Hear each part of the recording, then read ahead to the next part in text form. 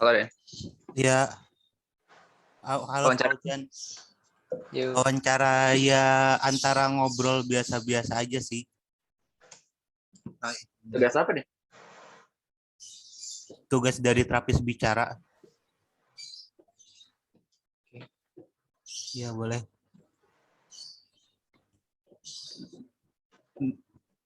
Ntar sebelumnya biar aku ada gambaran, aku kan ngirimin broadcastan itu ke 10 grup lain gitu. Jadi kamu itu dari Laskar Gara, dari Lentera, atau dari grup mana? Oh, dari Laskagara.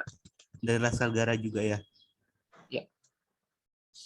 Kemarin aku juga ngobrol sama Hani sama Abrar kemarin malam sih. Hani yang mana? Hani yang mana ya? Hani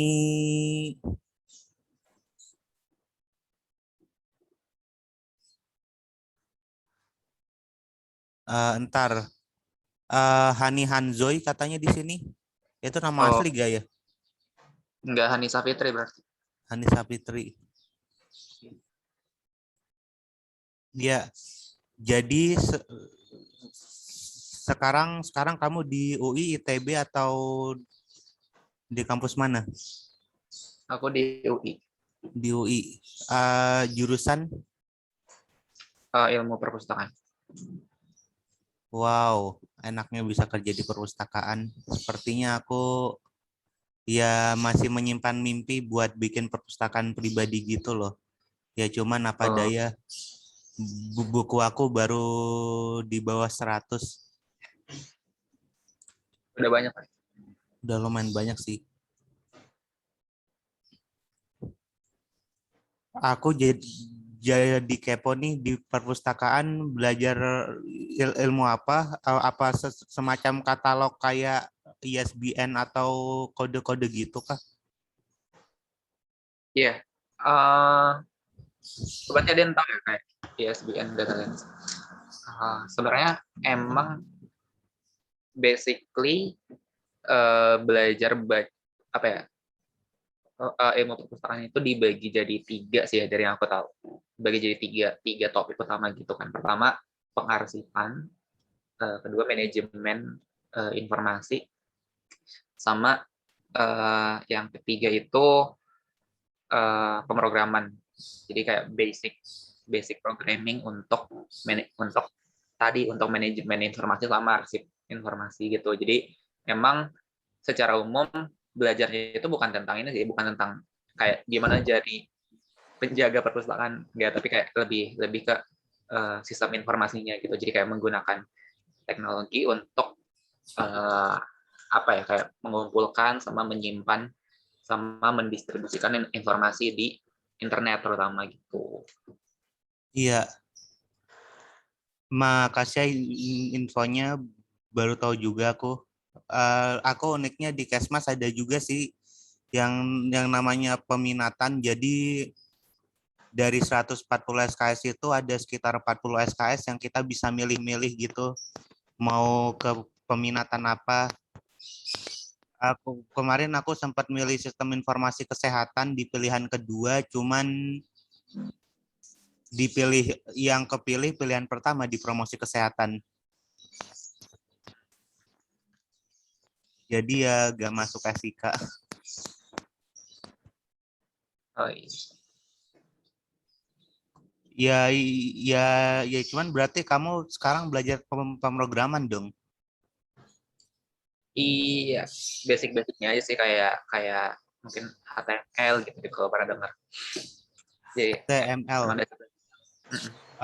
Ada orang di internet bilang HTML itu bukan bahasa pemrograman, cuma bahasa markup buat menanda-nandai sesuatu gitu. Iya, emang emang beda sih. Jadi ada basicnya, basic structure-nya. Nah, basic structure-nya itu termasuk HTML. Jadi kayak apa sih, dasar ngebuat web tuh kayak gimana sih gitu, dasarnya itu kayak gimana. Terus nanti kalau ada bahasa pemrograman itu kayak ada Python dan lain-lain, itu emang yang versi lebih apa ya, lebih praktikalnya gitu loh. Jadi kayak lebih yang orang-orang banyak pakai emang emang bahasa pemrograman yang lebih baru gitu. Tapi kalau belajar dasarnya banget buat ngerti konsepnya itu biasanya orang pakai HTML sama CSS, JavaScript gitu. Iya sih, JavaScript gampang dimengerti. Dulu aku belajar JavaScript sampai bikin game dari JavaScript. Pas Oh iya. SMA tapi lupa aku gamenya game apa sekarang. Udah lama banget. Iya. Ngomong-ngomong, hobi kamu biasanya kalau waktu luang ngapain aja? Siapa tahu kita hobinya ada yang sama gitu. Apa ya, nonton lah. Kalau sekarang saya lagi suka nonton. Nontonnya random sih. Iya, Kadang nonton random. film. Iya, kalau aku kebanyakan self improvement sih. Seperti 7 kebiasaan orang-orang dengan IPK 4, ada yang melakukan riset selama 2 tahun gitu. Ya mirip-mirip aja sama Seven Habits of Highly Successful People. Cuman ini habitnya orang-orang yang IPK-nya 4. Di YouTube ada videonya. Oh ya, kayak gimana aja tuh habit? Habitnya ada salah satunya itu selalu bersyukur. Habis itu yang pastinya kita tahu tujuannya apa, terus kita itu berani untuk berkorban buat menggapai tujuan itu. Yang lain-lainnya aku kurang hafal sih, belum kucatat. Oke.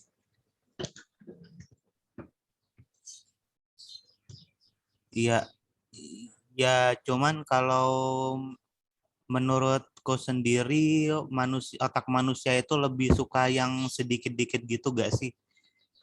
Soalnya itu kan kebiasaannya ada 7, jadi aku gak bisa nginget dengan baik. Coba kalau kebiasaannya ada 1 aja kebiasaan kunci, terus diterangin selama 30 menit itu mungkin aku bisa nerangin dengan lebih spesifik gitu.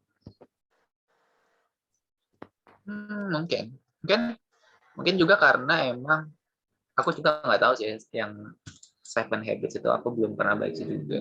Cuman kalau menurut aku kenapa apa namanya susah ya mungkin karena emang kita belum relate nih, maksudnya emang kita belum secara rutin ngejalaninnya, jadi emang belum terlalu hafal. Bener. Iya, sama kayak membaca aja sih. Kalau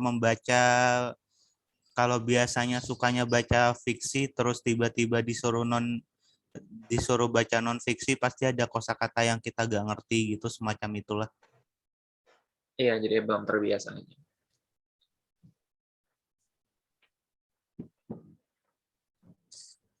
Ngomong-ngomong, apa kamu suka belajar bahasa ketiga atau selain bahasa Inggris gitu?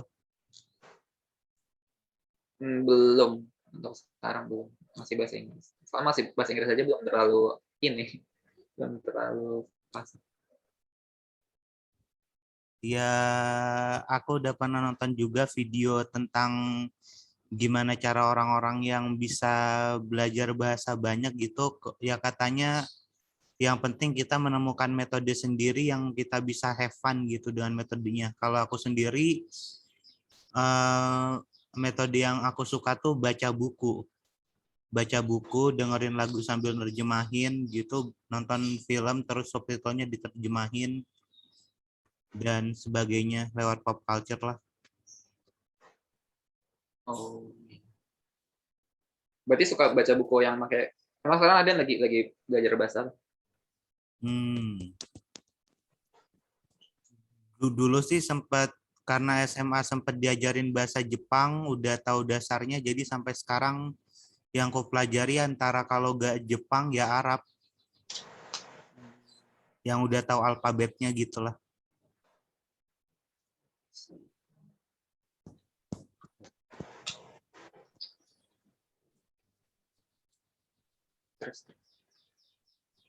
Terus apa lagi ya? Biasanya menurutmu hari yang ideal itu hari pas kamu melakukan aktivitas apa aja?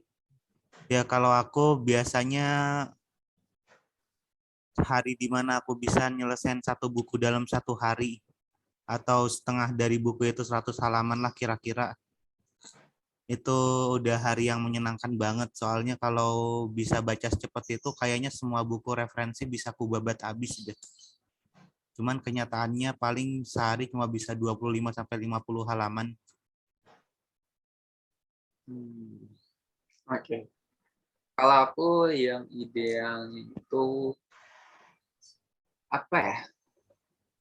Mungkin kalau akhir-akhir ini lagi suka belajar pemrograman juga, gitu kan, kayak yang tadi aku bilang basic basic HTML, JavaScript, CSS itu emang aku baru bisa dibilang baru mulai banget lah gitu kan. Terus kayak masih banyak yang harus dipelajarin gitu. Nah, terus mungkin hari idealnya ketika dalam satu hari itu menyelesaikan minimal satu praktisnya gitu. Jadi kayak ada, jadi biasanya kalau kalau ada web untuk belajar HTML dan segala macam itu ada web untuk praktisnya tuh, per step-nya tuh kayak gimana. Nah itu mungkin apa ya, aku merasa puas ketika dalam satu hari bisa tuh nyelesain satu step praktisnya itu. Iya, emang ya buat ngebangun kebiasaan harus mulai dari yang kecil-kecil dulu. Soalnya aku tuh sukanya ngebangun kebiasaan tuh terlalu diforsir. Jadinya sampai sekarang kebiasaanku yang masih melekat paling baca buku atau ngikutin kelas. Ngikutin kelas mah bukan habit ya, itu kewajiban.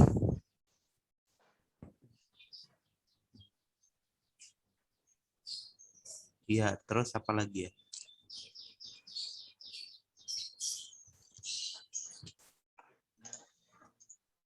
Tentang perpustakaan, tentang HTML, JavaScript. Ya cuman kalau dipikir-pikir sekarang website udah canggih banget lah ya. Udah ada WhatsApp versi web, Discord versi web, YouTube studio sendiri versi website juga. Entah itu pakai bahasa pemrograman apa aja aku nggak tahu, tapi rasanya bahasa pemrograman tuh setiap tahun pasti muncul yang baru dan kita itu pasti ada hasrat buat mempelajari bahasa pemrograman yang baru gitu, selalu improve. Kalau menurut kamu sendiri gimana? Jujur aku nggak terlalu tahu sih ya, maksudnya tentang perkembangannya tiap tahun itu muncul yang apa namanya, program baru apa aja. Tapi apa ya, menurut aku meskipun uh, misalnya kayak banyak yang muncul yang baru gitu, apa namanya, bahasa baru atau mungkin program baru, program pemrograman yang baru, tapi apa ya, karena kebanyakan orang itu udah terbiasa sama yang lama dan emang fungsinya juga sama, mirip-mirip gitu kan. Jadi kayak emang ya namanya bahasa itu kan apa ya, kan secara konsep bahasa apapun itu ya fungsinya untuk berkomunikasi gitu kan. Ya udah ya, termasuk sama aja kayak bahasa pemrograman gitu. Kalau misalnya kita misalnya kita sekarang pakai bahasa Indonesia, ya kita bisa ngerti gitu komunikasinya. Terus kalau misalnya kita pakai bahasa Inggris, kita juga bisa bisa ngerti apa sedikit-sedikit lah gitu. Atau bahasa yang lain kita juga bisa ngerti dengan arti yang sama, mungkin dengan bahasa yang berbeda ya. Sama aja kayak bahasa pemrograman gitu kan. Bahasa pemrograman itu kan emang ada banyak, tapi ya sebenarnya fungsinya sama. Dan kalau misalnya kita menguasai satu bahasa aja pun, kita udah bisa bikin pemrograman yang baik gitu maksud aku. Jadi kayak sebenarnya menurut Iya, aku nggak terlalu ngaruh. iya konsep dasarnya sama sih. Iya, ya kayak if statement, else statement, bangun-bangun kelas sama objek dan lain-lain lah. Ya tergantung bahasa pemrogramannya buat apa. Ya.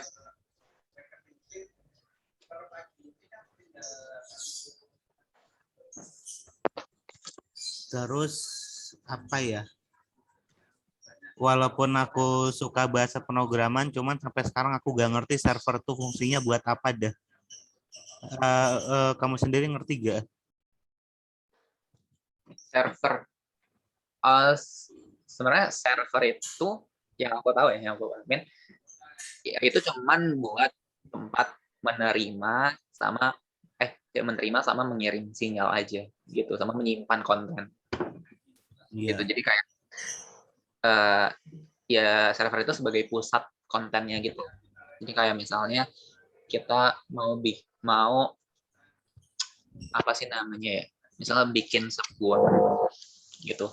Nah nanti kayak pemrograman apapun yang kita bikin itu akan masuk ke sebuah server gitu. Dan nanti ketika kita mau mengaksesnya itu apa ya, proses aksesnya tuh secara digital tuh itu lewat server gitu. Jadi apa namanya, misalnya kita mau masuk ke sebuah link gitu kan, misalnya mau ke Instagram.com gitu di web browser kita, ya udah nanti apa namanya, secara digital tuh web browser kita akan masuk dulu ke sebuah server.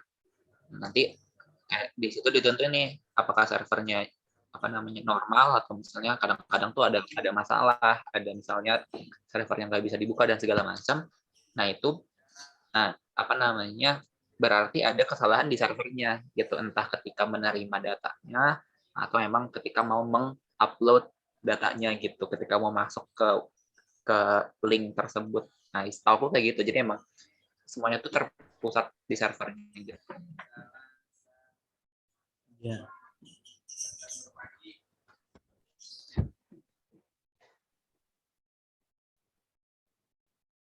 Itu kira-kira.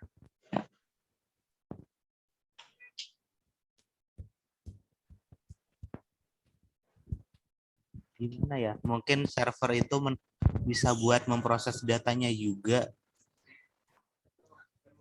Seperti ada algoritma-algoritma di Instagram atau di YouTube. Mungkin aja sih. Aku masih kurang ngerti tentang hal itu. Terus apa lagi ya? Pelajaran hidup apa yang kamu pelajari yang paling berharga? Bukan, kurang tepat. Apa ya? Ada gak quotes favorit kamu? Kalau quotes favorit aku, perjalanan 1000 mil dimulai dari satu langkah. Ya mirip-mirip Kaizen gitulah.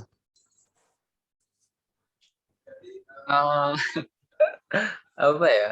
Mungkin ini ya. Mungkin salah satu favorit aku ya.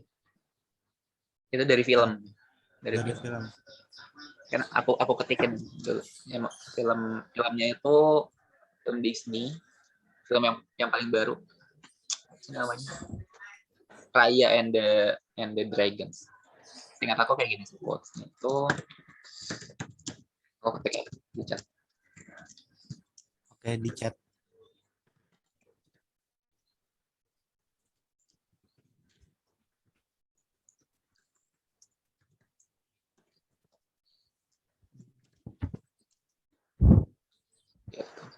Sometimes you have to make the first step even when you're not ready. Ya, kurang lebih kayak Oh gitu lah. iya, itu buat melawan perfeksionisme itu kata-katanya bagus banget. Yep. Ya, jadi aku suka. Soalnya sebagai penulis aku juga, walaupun aku bilangnya penulis, aku nulisnya cuma artikel gitu, belum pernah benar-benar komit buat nulis satu buku novel atau buku apa, itu belum belum terwujud sampai sekarang. Ya karena first step-nya itu aku terlalu ragu-ragu gitu loh. Soalnya di internet banyak yang bilang nulis novel tuh harus begini, begini, begini. Banyak banget langkah-langkahnya. Bikin outline, terus setiap karakternya dibikin biografinya berapa halaman. Ya udahlah, aku lihat semua rincian itu kayak pengen nyerah aja gitu. Ya cuman kan bisa juga asal asal mulai, sama seperti nulis artikel.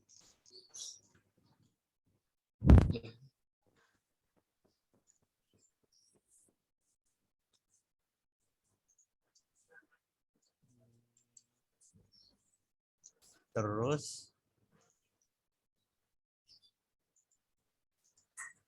eh kalau kalau misalnya kamu gak punya masalah finansial apapun, kamu udah bener-bener kaya, pekerjaan apa yang pengen kamu lakukan? Kalau aku pengen jadi content creator, pengen bikin buku, bikin video YouTube, bikin podcast, dan lain-lain lah.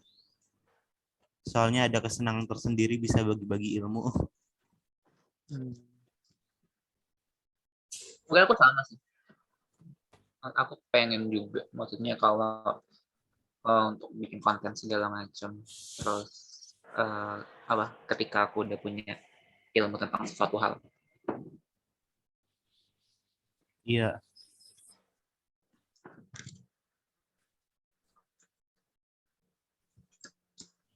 masalahnya gimana ya? Sepertinya buat mendapatkan ilmu buat suatu hal itu butuh proses yang sangat panjang.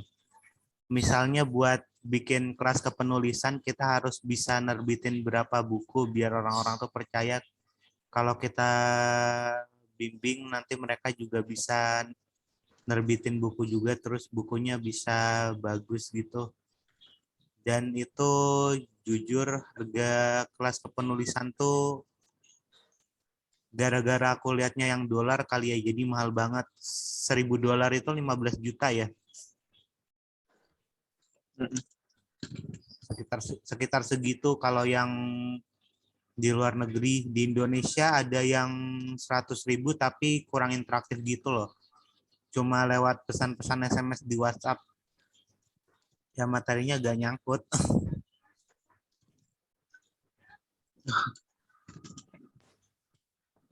Mahal sih kalau untuk nyari.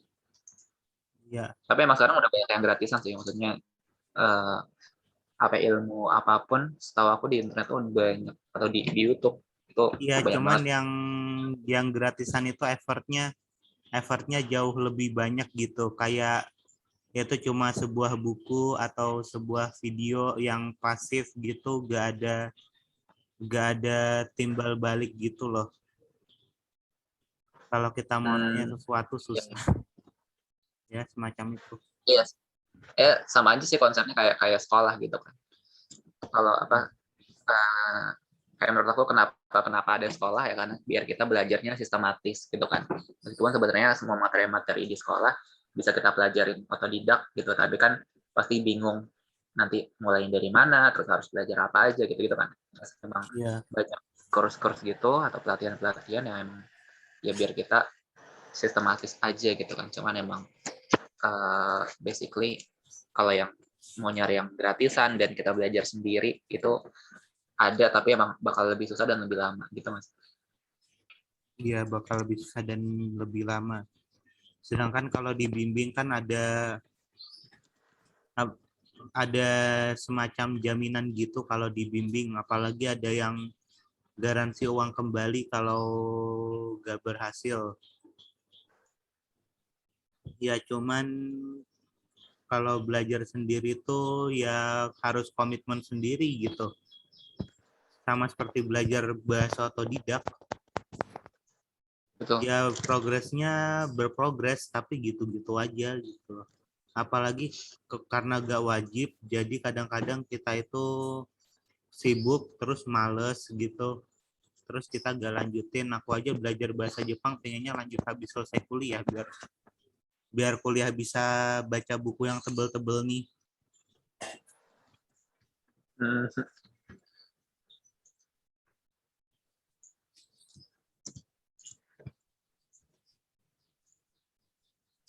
Iya, mungkin mungkin kita ngobrol udah sudah setengah jam lah ya. Mau kita udahin atau mau lanjut? Ya perasaan perasaan aku bisa notice kamu itu nyambi ya. Iya, aku sambil balas-balasin chat soalnya ada chat dari dosen. Ada chat dari dosen juga ya. Uh, Iya. Aku benernya hari ini full day sampai malam. Cuman kelas yang jam 10 entah kenapa asinkronus. Jadi aku bisa wawancara gini. Oke. oh iya. Sebelumnya makasih banyak ya waktunya. Makasih banget udah mau aku wawancarain. Sama-sama. Ya, udah ya aku end for all. Oke, semangat ya deh. Iya, semangat juga.